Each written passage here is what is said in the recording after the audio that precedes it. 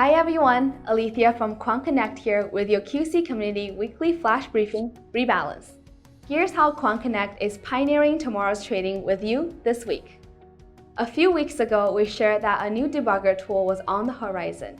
It has since been shipped and we love hearing excitement around its use.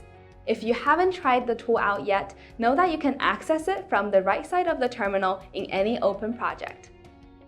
Ever curious about how we're patching missing data? We receive raw data from many vendors, and if any day's data is missing, we have a system that automatically attempts to patch the missing data. This week, equities and FX data issues were detected and patched.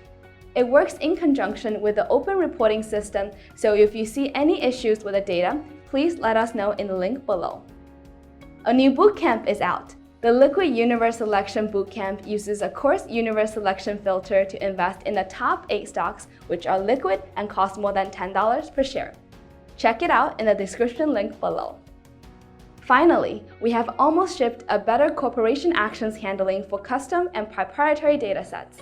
Accurate tracking of the data security ensures continuity across splits and mergers, allowing your proprietary data to work better with universes.